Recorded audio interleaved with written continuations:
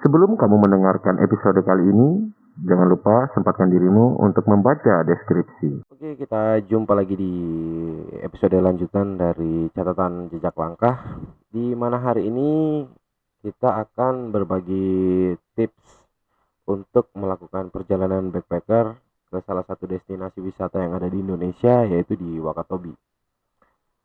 Hal pertama yang harus kita perhatikan ya itu tadi, kita harus mencari tahu dulu bagaimana cara ke Wakatobi itu melalui aksesnya menggunakan apa. Yang pertama mungkin entahlah menggunakan jalur darat, menggunakan jalur udara ataupun jalur laut, karena di sini ingin melakukan perjalanan ala backpacker. Maka hal pertama adalah itu tadi, kita harus mencari informasi tentang akses untuk menuju ke sana.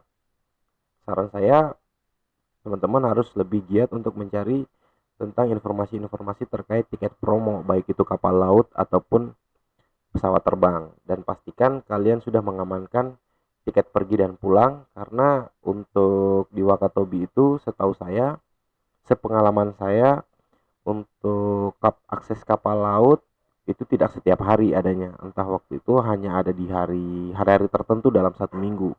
Satu kali keberangkatan dan satu kali untuk kembali kembali pulang. Untuk pesawat pun demikian. Yang kedua, teman-teman juga harus menentukan jangka waktu durasi perjalanan kita, karena ini juga hal yang paling penting, selain beberapa hal yang akan saya sebutkan di depan nanti ataupun hal yang telah saya sebutkan barusan. Ambillah contoh untuk perihal waktu perjalanan kita ini. Semisal kita ke Wakatobi melalui perjalanan laut lah ya, contoh ini kita membutuhkan waktu sekitar 2 hari dari kota asal itu untuk keberangkatan. Dengan estimasi waktu kita bakal stay di Wakatobi selama 4 hari. Dan juga untuk perjalanan pulang sama dengan durasi keberangkatan kita tadi 2 hari, jadi otomatis untuk perjalanan pulang dan pergi dan stay di Wakatobi kita membutuhkan waktu 8 hari. Jangan sampai melebihi plan jangka waktu yang kita tentukan, karena ketika kita melewati jangka waktu perjalanan yang kita tentukan, kerap terjadi bocor halus di dompet sebenarnya, karena beberapa teman-teman pada akhirnya harus mengeluarkan biaya ekstra dari biaya perjalanannya itu tadi, dari range yang telah mereka buat sebelum berangkat. Anggaplah kita sudah sampai di Wakatobi, ataupun kita sudah harus menentukan juga sih sebenarnya di Wakatobi itu kita mau ngapain. Hal pertama yang harus kita lakukan itu apa, atau tempat mana yang harus kita kunjungi pertama ketika kita sampai di Wakatobi. Tips dari saya adalah kita harus juga mencari informasi tentang entahlah itu penyewaan kendaraan ataupun transportasi umum. Apabila transportasi umum itu sedikit sulit ataupun dirasa teman-teman budgetnya kurang oke ketika kita harus naik ojek dari satu tempat ke tempat lain, saya pikir itu jelas menguras range dari budget kita. Makanya lebih baik kita mencari informasi tentang penyewaan kendaraan, yang biasanya di tiap-tiap hotel di kawasan Wakatobi itu sudah menyediakan jasa layanan untuk penyewaan kendaraan. Yang saya rekomendasiin adalah penyewaan kendaraan bermotor atau roda 2. Jangan pakai mobil, gak usah kebanyakan gaya daripada nanti gak bisa pulang. Ya, setelah hotel-hotel tadi itu sudah menyediakan layanan sewa kendaraan atau charter. Di sini juga kita harus mencari tahu seandainya kita mau berkunjung ke salah satu spot snorkeling. Kembali lagi, karena Wakatobi ini adalah daerah taman nasional, maka kita ini harus diwajibkan menggunakan jasa guide lokal yang telah ditetapkan oleh kawasan taman nasional. Untuk mengakali cara kita menggunakan jasa guide lokal ini, teman-teman bisa menggunakan cara tips cari barengan yang biasanya dilakukan di media sosial oleh beberapa pegiat-pegiat pejalan backpacker ini ya. Kali aja ada sesama backpacker yang mau berkunjung kembali ke Wakatobi ataupun berkunjung kembali ke tempat yang akan kalian tuju. Ya lumayan lah, apa kita dapat pemandu yang ibaratnya low budget lah ya, paling cuman traktir, saling gantian traktir makan. Dan bahkan sisi positifnya yang lebih jauh adalah kita bisa saling sharing cost, entahlah itu untuk sharing cost, kita patungan beli makan, untuk sewa hotel dan lain-lain.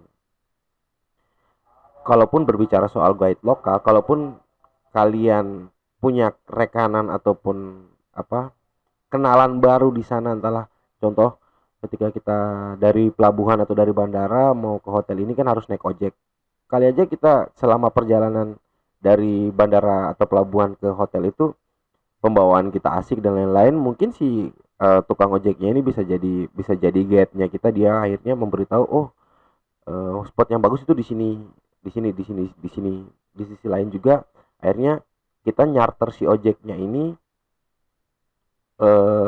selama masa kunjungan kita di Wakatobi. Jadi kita nggak perlu nyetir sendirian lagi yang harus bingung harus buka Google Maps. Belum lagi kalau sinyalnya GSM di sana. GSM itu dalam artian geser sedikit mati, sinyalnya hilang, kurang lebih seperti itu. Jadi untuk beberapa poin-poin yang saya sebutkan pertama tadi itu memang yang harus kita manajemen lebih lebih rinci adalah soal budgetingnya. Yang selanjutnya adalah kalau kita mau makan. Ini sih sebenarnya yang hal yang kadang bikin bingung juga. Kita jauh-jauh ke Wakatobi tapi ujung-ujungnya cuma makan ayam goreng kan percuma. Tapi untuk harga makanan di kawasan-kawasan daerah wisata itu sudah diberlakukan pajak yang akhirnya membuat harga dari makanan ini itu agak sedikit tidak sama dengan tempat-tempat asal kita. Contoh kayak di kota-kota yang kita diami kan beberapa harga makanannya kan tidak seperti ya warung-warung makanan ataupun resto yang ada di zona-zona wisata. Jadi kalau tips saya sih lebih baik kita belanja di pasar. Keberangkatan kita bawa bawa kompor gas kecil, apa, kompor gas tabung itu aja sih, buat buat masak-masak, entahlah itu masak Indomie ataupun beli bahan-bahan kayak ikan segar di pasar kan. Saya pikir itu cukup cukup bisa mengurangi cash flow kita ketika melakukan perjalanan ala backpacker seperti ini. Apalagi untuk durasi perjalanan ke Wakatobi ini kan tidak sebentar ya. Kita hampir menghabiskan waktu hampir 1 minggu lebih untuk dalam satu kali perjalanan pulang dan pergi ataupun stay-nya di sana.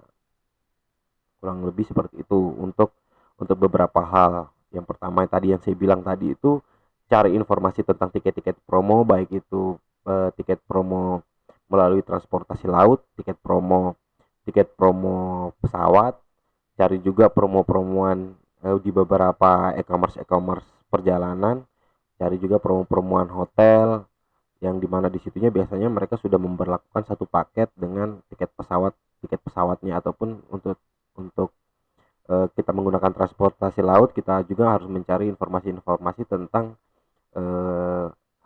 homestay ataupun hotel-hotel yang dirasa cukup dengan range budget yang telah kita tetapkan di awal. Terus balik lagi ngomong soal ininya, apa, range waktunya itu juga harus diperhatikan, jangan sampai lebih-lebih karena otomatis itu akan mempengaruhi range budget yang telah kita tetapkan di awal. List juga daerah-daerah yang akan kalian kunjungi, mana daerah yang benar-benar yang menjadi pilihan utama yang akan kalian kunjungi. Ketika contoh harus ke Wakatobi sih harus selam ya, kita harus memprioritaskan di selam ini tadi daripada harus pilihan-pilihan opsional seperti wisata di daratan, kurang lebih seperti itu. Karena Wakatobi ini kan identik dengan wisata baharinya, snorkeling ataupun selam itu tadi. Untuk menggunakan jasa guide lokal pun saya pikir lebih seringlah untuk berbaur dengan masyarakat selama orang-orang sekitar, ataupun mencari rekanan ataupun mencari apa ya, teman-teman seperjalanan yang mungkin akan membantu kita selama masa perjalanan ala backpacker kita kali ini. Untuk budget makan ya kurang-kurangin lah makan-makan di resto, kita kan datang ke tempat baru harus juga mencicipi ataupun eh, berbaur dengan kebiasaan adat istiadat di sana, apa yang mereka makan tiap harinya, terkecuali teman-teman yang alergi seafood ya. Seperti saya ini kan saya alergi seafood, jadi selama di Wakatobi saya cuma makan nasi kuning aja sih, nasi kuning sama ayam sebenarnya. Sama dikurang-kurangin lah jajan manusia itu, karena itu akan sangat mempengaruhi dari range budget yang telah kita rancang di awal perjalanan kita.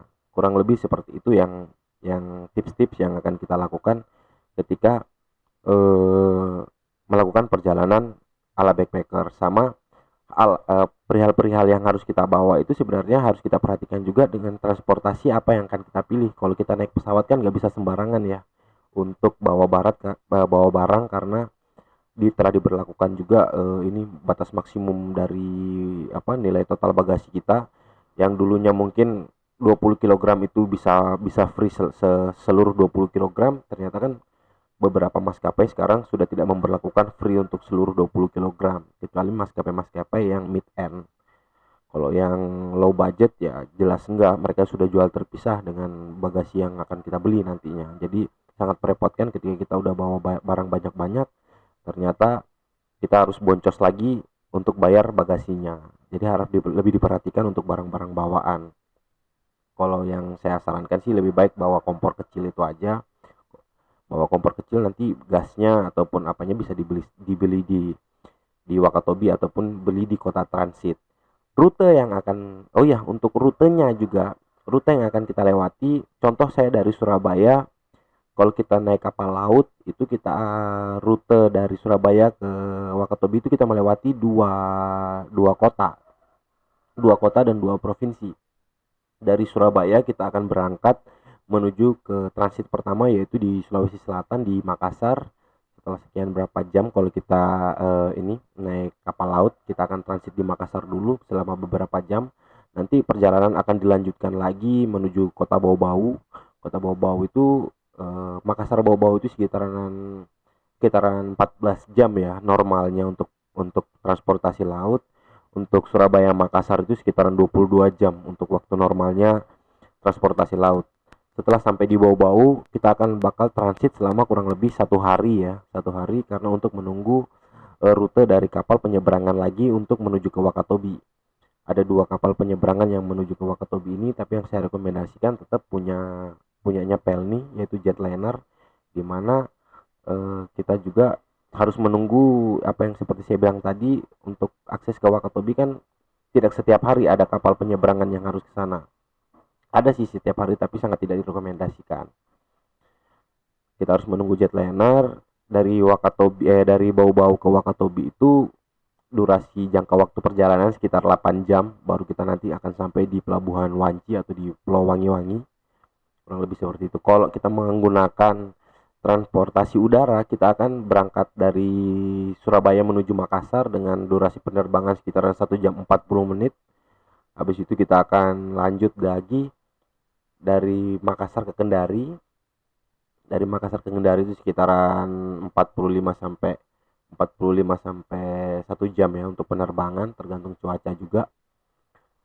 Untuk di Kendari biasanya kita akan bakal tetap nginap 1 hari dulu kita bakal standby dulu di Kendari. Kalau saya sih waktu itu lebih milih untuk tidur di bandara waktu itu, untuk lesehan di bandara ataupun di sekitaran bandara, karena kalau untuk transit pesawat itu tidak lebih dari 24 jam ya, biasanya 12 jam, dan keesokan harinya kita akan melanjutkan penerbangan ke Wakatobi dengan menggunakan pesawat perintis atau yang pakai baling-baling. Itu sekitaran durasi perjalanan Kendari Wakatobi untuk menggunakan pesawat terbang sekitaran 30 sampai 40 menit lah.